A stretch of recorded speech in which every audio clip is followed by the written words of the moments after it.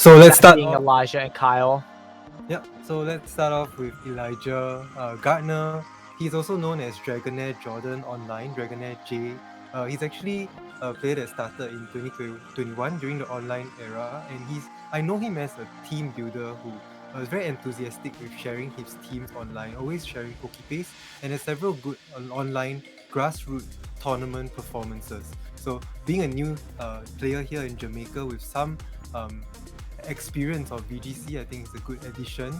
And his team here is finally we get to see Sinistra. Too many Ogre dominating that grass type spot. Interesting to see like Among Us in the last round, right? But here we have Sinistra, a new Pokemon in the DLC with that Matcha Gotcha move.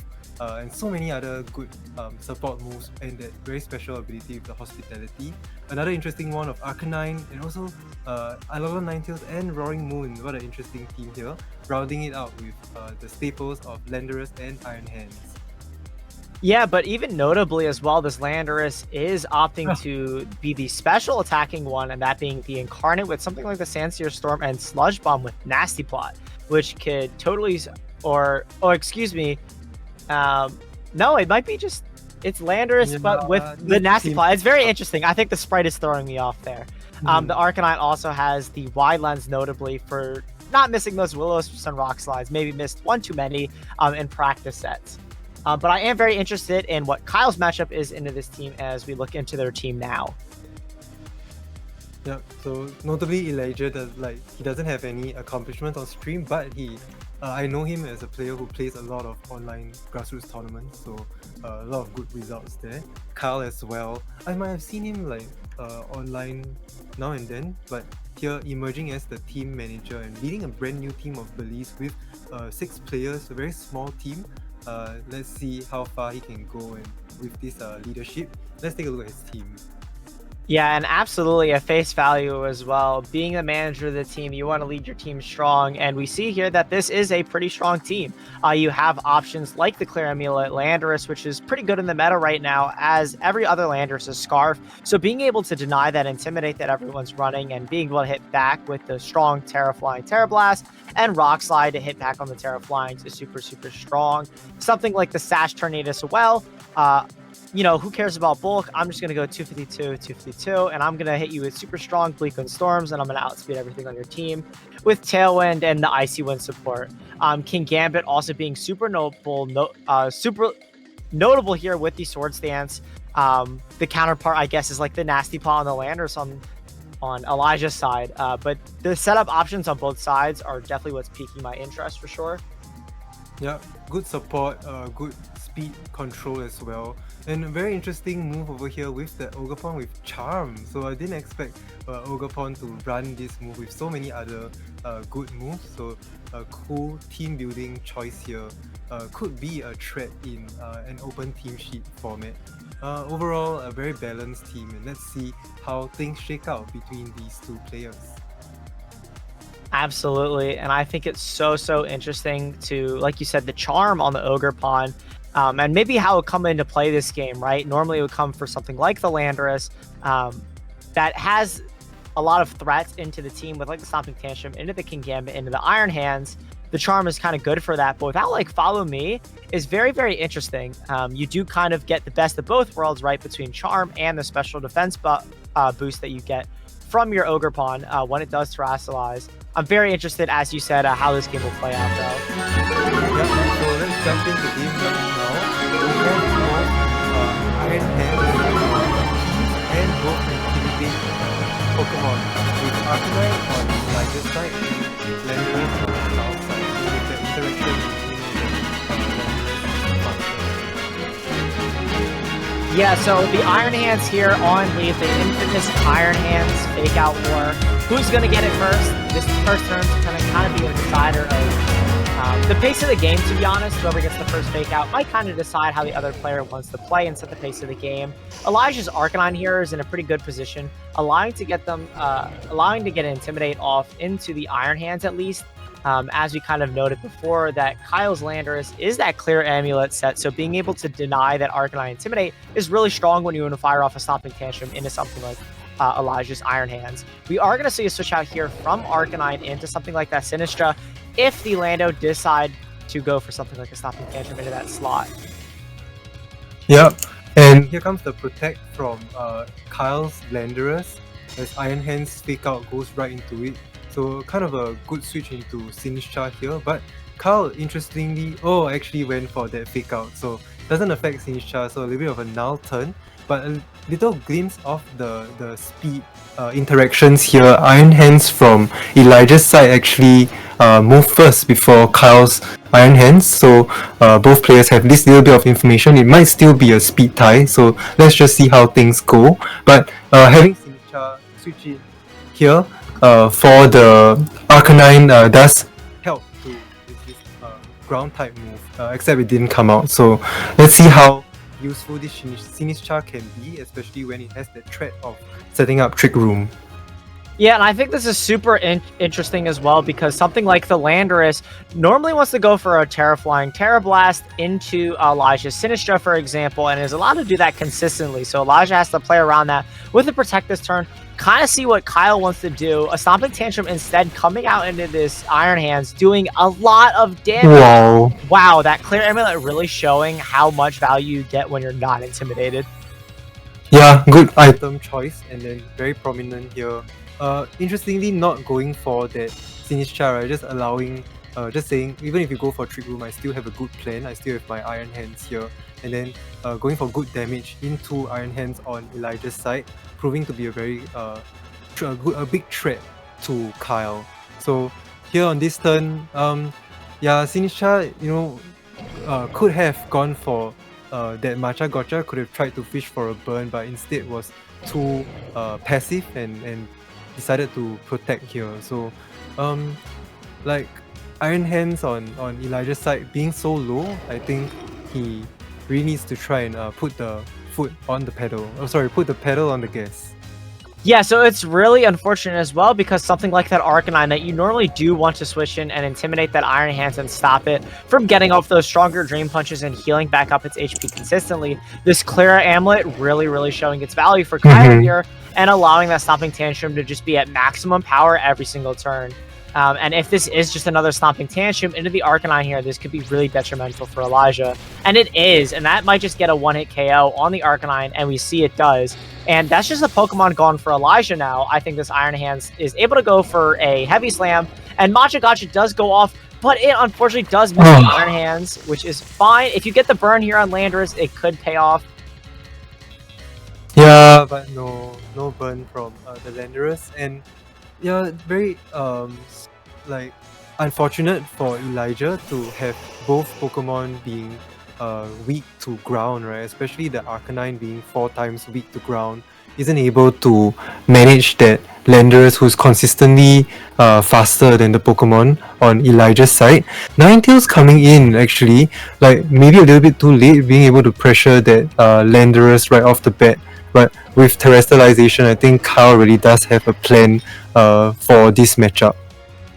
Yeah, so I think the Alola Ninetales coming in here, it's coming in maybe just in time. Something like the Kingambit I could being switched in here for Kyle. Instead, it is that Ogerpon.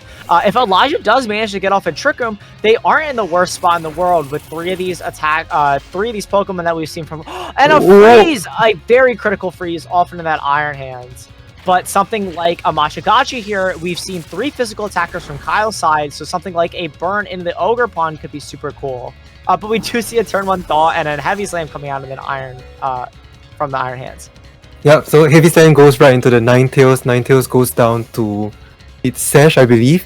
And very interesting interaction. I don't know if this is true, but maybe the Matcha Gotcha is like something like Skull, and it does Thaw that Iron Hands. I think I want to go back and like find out if these mechanics are true. What an interesting interaction there. Yeah, so now Matcha Gotcha does thaw the user when it's used. So if Sinistra was to be frozen, it does work like Skull, where you are able to unthaw, or like Flare Blitz, for example. But we do see Elijah go for that Trick Room that we were kind of talking about before, allowing to kind of get the pace. I think maybe Elijah was waiting for something like the Kingambit to be revealed before they set up Trick Room for it. Yeah, so In Trick Room, actually, the Ogerpon managed to go first, right? Goes for the Horn Leech right into the Ninetales. Ninetales usually known to be very fast. And Iron Hands then goes for the Heavy Slam and does a little bit of damage into Sinistcha. Oh, Trick Room wasn't up, so now Trick Room gets set up for Elijah's side. So with the Sinistcha and the Iron Hands, hopefully trying to fight their way out of this battle, being just the last 2 Pokemon left. Yeah, and absolutely. I think Elijah still has a way in this game. If you do decide to go for something like a Drain Punch into the Iron Hands to just get as much HP, this Matcha Gotcha as well is able to recover up so much HP, especially from these 2 physical attackers. If you are able to hit and get off a burn into either of these Pokemon, you have a way back into this game. And with something like Strength Sap and Rage Powder, you can also potentially save your Iron Hands if it is in a detrimental spot. We are going to see the Landorus switch in here. So again, if the Matcha Gotcha does come off and just chipping down this Landorus slowly, it is doing damage. Yep, so Landorus does come in here on this turn. Ogerpon smartly uses the Spiky Shield, hoping to fish for an attack from the Landorus to do some cheap damage. But the Drain Punch goes into the Landorus and does a critical hit, so does a little bit more damage than we expected, and then Iron Hands gets to heal up a little bit more. I actually forgot about this Matcha Gotcha like interaction where Sinistcha just keeps healing itself. So really the healing helps so much, and it really does offset that the snow chip damage. Yeah, so with the new snow additions in Gen 9 as well, there is notably no chip. But something like you said, like the recovery from Matcha Gotcha is super, super good. And that critical hit, getting Landorus in range of another Matcha Gotcha now that they are under Trick Room is super, super vital. So something like a Drain Punch into the Ogerpon, now that it just Spiky Shielded last turn, is super, super safe for Elijah. And they might be able to just pick up a double KO this turn if the Landorus doesn't opt to go for Protect. True. Oh my god, I keep forgetting all these new interactions with this DLC. And even with this new season of Scarlet and Violet. So here comes another Drain Punch, well chosen into the Ogerpon that did Spiky Shield last turn. So Ogerpon goes down. We are seeing a very good reverse sweep in Trick Room. However, it feels like the Trick Room turns are running low, and maybe Kyle smartly switches his Pokemon so that he has the end game locked up with this Buttermane that's coming in here. But I think without burning, Elijah has not used Terrestrialization yet. So something, depending on the Terrestrialization from the Sinistcha, which I do believe is a poison or a poison in this case, you are able to wall the Fluttermane for the most part. You still are taking neutral from Shadow Ball if you do decide to go for that route. But Sinistcha can 100% wall the rest of this team if you are able to Heavy Slam and get rid of this Fluttermane. Yeah, what a cool idea to use the poison Terrestrialization on Sinistcha. So let's see if Elijah has that plan. He does have to go ahead and take out that Landorus for now, right? With either of the most hitting. I think Heavy Slam into the Buttermane does make sense to try and force that Protect. So let's see how things go. Yeah, so we do see the Fluttermane here switch out from Kyle's side, not having that Protect option. Iron Hand's coming in here, trying to bait out that Heavy Slam. Again, just finding every single way they can to stall out these TR turns. Playing this out to the very bitter end, knowing they're out. Heavy Slam does go off into the Iron Hands. Matcha Gotcha just... Oh, Landorus avoids the attack! No! What a... It might be a caster's curse here, but I'm so sorry, but...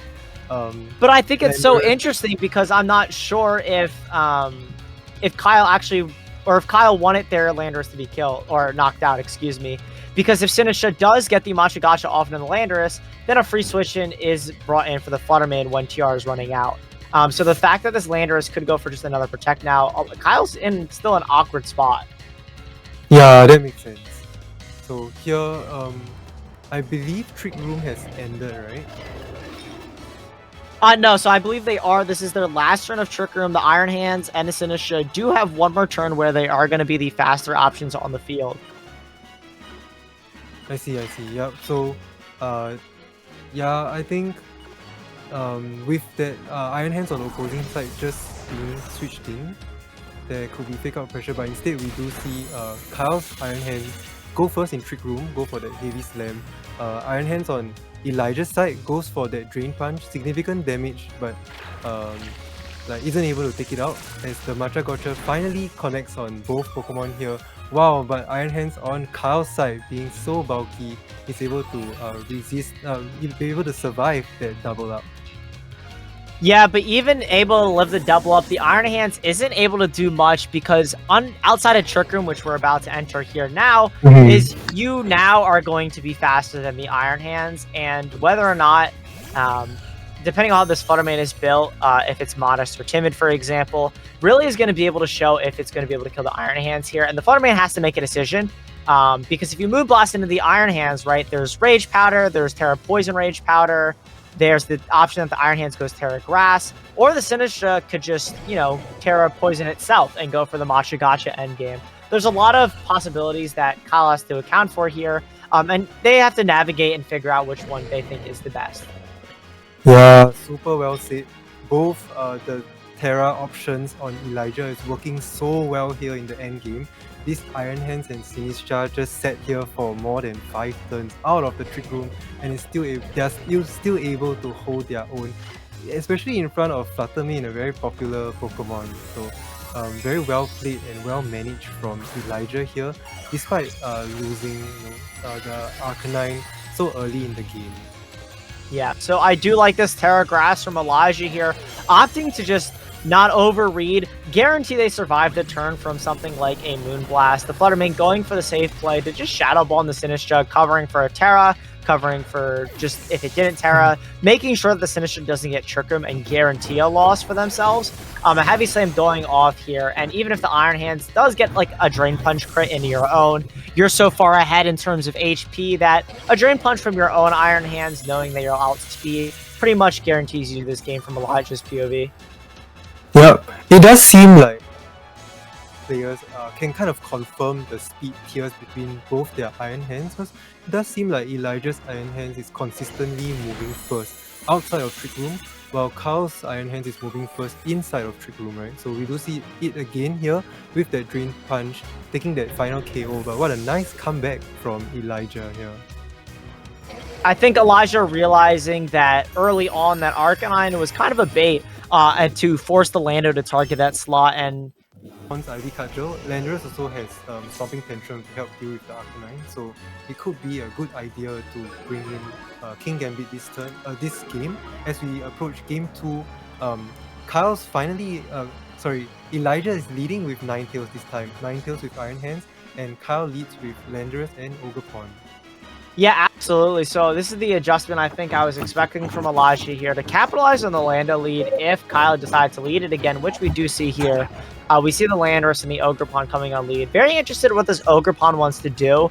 I could very well see something like a double protect from Kyle here, but the unfortunate thing about that is that Ninetales does have access to that Aurora Veil, and something like a fake out Aurora Veil is pretty safe from Elijah here. Yep, so Elijah's making that choice here. Landorus is really, has to switch out, right? Really afraid to go down and not wanting to use up the terrestrialization so quickly. Switches into Iron Hands, and then Ogerpon rightly goes for that Spiky Shield just in case he wants to catch the Iron Hands going for Fake Out. But sure enough, Fake Out and comes out now. A very good turn 1 from Elijah. A good lead catching the lead from Kyle. And very notably, Elijah did not bring Matcha Gotcha this game, or Sinistcha, excuse me. I think it's very interesting to have made that choice. Again, I think it did so much work in Game 1. To not bring it in Game 2 is a very interesting adaptation. I think it'll pay off here. We are going to see Elijah maybe lock in a Blizzard here just to do strong spread damage, right? With Blizzard, there's always a chance to freeze, and being able to get that on something like the Iron Hands or even the Ogerpon would just set you so far ahead. If you're Kyle and you choose to ignore this Ninetales and let it sit on the field in Blizzard, you're bound to get frozen. So it's kind of on Kyle to minimize that chance and maybe deal with the Ninetales this turn with something like Heavy Slam plus a Ivy Cudgel. Yeah, well said. The take-out pressure from the Iron Hands is on board, right? So it does seem like Elijah recognizes it and goes for the switch out of Ninetales, switching into Landorus, having a very useful Intimidate down onto Iron Hands and the Ogre Pawn. Kyle opts to go for the fake out into the Iron Hand and the double up of Ivy Cudgel, but wow, that did so little damage. And this Landorus from Elijah does come in for free. The very unique Landorus set with the special Landorus with leftovers. Yeah, so it actually wasn't a sprite issue, I guess, that the Landorus is its normal form and is able to offer off those Intimidates, but is opting to invest more into that special attack stat and use its Sandseer Storm move, which we don't normally see, usually opting for those Stomping Tantrums and Strong Terra Blast. But something like the Sandseer Storm, able to fish for those burns along with Machagacha, could be really good in a Kyle's strong physical team. And Kyle here, even with the charm on the Ogre Pawn, isn't really able to click it except into the Iron Hands, just because this Landorus is a special attacker. Yeah, that's such a cool team building aspect where you have like moves that fish for burns on the opposing side. I think that with a lot of times with the number of times that you can use that move, it can be quite a high chance. The Iron Hands chooses to switch out there. Definitely doesn't want to take a Sandseer Storm. Landorus comes in. From Elijah's side, the Ninetales comes in this time. There is a terrestrialization now. It has to be Kyle's Wellspring Ogre Pawn with a very beautiful big mask. Does make sense because it turns the Ogre Pawn into a pure water type. Then it doesn't take damage from the poison move from this Landorus. Oh, another terrestrialization comes out. Elijah's Landorus also opts to Terra into the poison type to boost the poison type move from Landorus. Yeah, and the thing about Poison Terrestrialization is actually really good for in even like a Fluttermane meta. You do offer yourself to being weak to Stomping Tantrum from other Landorus, but that also means they have to, Stomping Tantrum into a Poison Terra. This Sludge Bomb is definitely going to hurt, and this is another part of it that I think is super interesting. If Kyle did not opt to go for that Water Terrestrialization, it would have been super effective, and that Sludge Bomb definitely would have hurt if this Landorus is super specially bulky or super specially invested, excuse me. Yeah, a good turn for both players.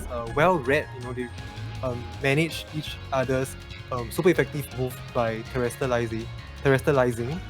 Very interesting game state right now. Ninetales, if it's able to outspeed Kyle's Landorus, does threaten so much damage because Kyle's Landorus isn't able to terrestrialize now. Yeah, this Blizzard is going to be threatening a lot of damage. And even if Ogre Pawn did have Follow Me, that wouldn't necessarily help you. That being Blizzard is a spread move. Just again, you have a Ninetales on the field, and it's just going to spread Blizzard. You're bound to get frozen eventually. Not to jinx it or anything. This Iron Hands is going to come in and try to maybe stop that, offering Fake Out. And now that the Sash is broken, even a Heavy Slam into the Ninetales, Elijah has used the Terrestrialization on their Landorus, so there is no possibility of a Terra Ghost on their Woven Ninetales or anything. Yeah. So. The Ivy Cudgel comes out first. Kyle's Ogre Pawn does seem to be the fastest, as you do see the Blizzard doing minimal damage because both Pokemon are not weak to ice, and the Sludge Bomb working its way through Ogre Pawn's HP, right? Really doing both the Pokemon from Elijah's side doing their best to take out this Ogre Pawn, very bulky Pokemon on the field. Yeah, absolutely, and that poison just showing how much chip damage could really add value to this game. And with something like that Leftovers Landorus, if you were to get in a 1v1 position, something like a Sludge Bomb Poison would be able to win you that game with Leftovers Recovery with the Sludge Bomb. But we are going to see an Iron Hand switch for the Alola Ninetales here, avoiding something like a Fake Out. We are going to see him go to Landorus instead, and a Charm. The Charm goes in. Iron Hand. Yeah, what a good read because the Iron Hands on Kyle's side threatens the Heavy Slam onto the Ninetales, right? So Ninetales is forced to switches into the Iron Hands and does take that charm from the Ogre Pawn. So good turn coming out from Kyle. Wow, that poison is just chipping it down. So the Ogre Pawn does have only one turn left, right, before the poison takes it out. A very interesting switch out from Elijah as well. Switching the Ninetales out will then reset your snow turns and also reset the chance to go for another Aurora Veil as it wears off this turn. So still a very even board state. I think both players are managing their Pokemon very well in terms of how much damage they can do to each other. It does seem like some kind of war of attrition here, where both players are just dealing damage in the neutral region, neutral instead of super effective, and just trying to position themselves better to see who can do more damage. Yeah, very interesting protect here from Kyle. Maybe trying to predict Elijah going for an overread and just attacking the Ogerpon, expecting it to just stay in and get a free knockout. Instead, we are going to see a Sand Storm come out from Elijah. No burn and a Drain Punch into the Iron Hand just for extra chip. But at -2, obviously, is not going to be hurting nearly as much as it normally would be. Yeah, beautiful animation from Sand Storm, a very rare move that you can see in VGC, so very entertaining on stream here. Both Iron Hands go for the Drain Punch with the damage that is kind of expected, but it does seem like Elijah's interesting tech of the leftovers Landorus, right, is really paying off here, especially with that terrestrialization into poison, not being afraid of Ogerpon. So Kyle opts to let the Ogerpon stay in here. So that Spiky Shield maybe was trying to catch like a physical move from the Iron Hands, just to do a little bit of damage before it goes down. So opts to let the Ogerpon just go down to the poison there. Maybe get this free switching into Landorus to make an impact for the rest of the game. And this is exactly what I was talking about before, right? Is now that your Landorus is that poison terrestrialization, you are now unfortunately weak to a Stomping Tantrum from the opposing Landorus, which did opt for the standard physical set. Like a Stomping Tantrum is really strong into both of these Pokemon now, and your Iron Hands can't terrestrialize into grass anymore to necessarily avoid it, and being at -2. So Kyle can very well take advantage of this turn and use it to his advantage and do a lot of damage with both the hands and a Landorus, or this also gives them a chance to get in maybe something like their Flutter Mane. Elijah seemed a little cautious about that before.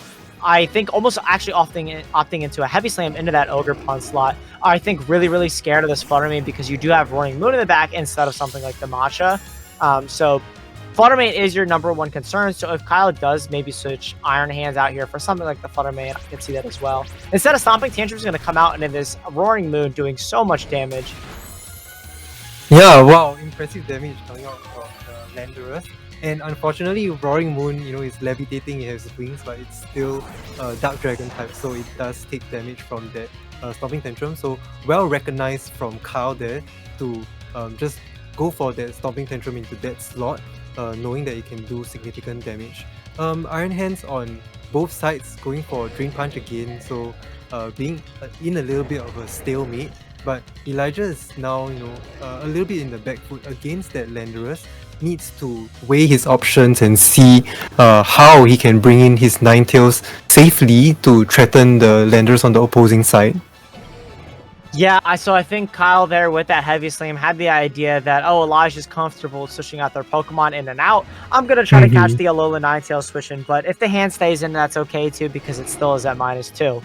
Something like this Protect from the Roaring Moon also just makes a lot of sense. Kind of shows the good idea of what Kyle is doing. I could see a Stomping Tantrum coming out into the Iron Hands here, potentially getting a knockout, and giving a free switch in for Elijah into something like that Alola Ninetales, or even, their own Landorus again.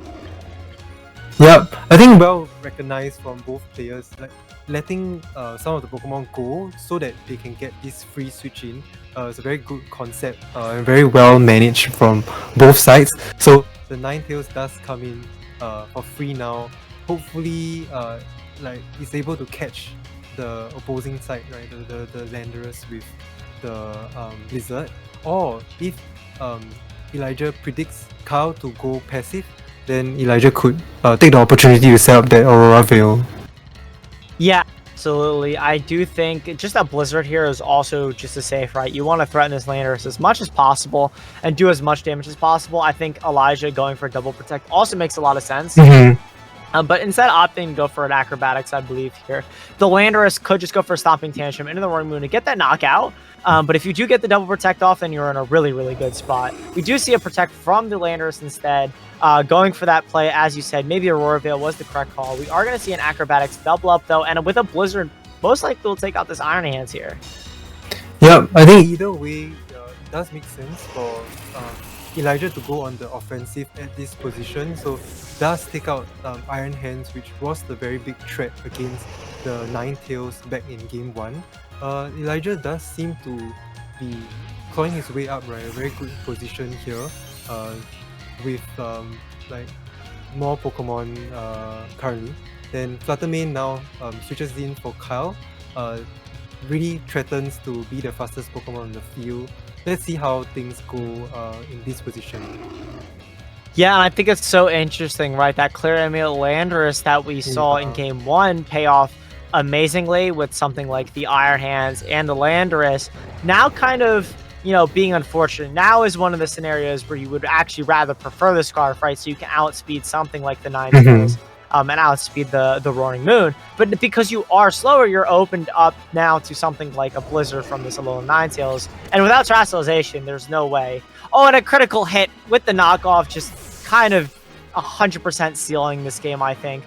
Even a Stomping Tantrum crit through the Snow Boost that Alolan Ninetales getting the 1.5. If Landorus were somehow to move faster, the Alolan Ninetales hitting its Blizzard in the snow and knocking out the Landorus, we are going to see Elijah take the 2-0 against Kyle and win the set.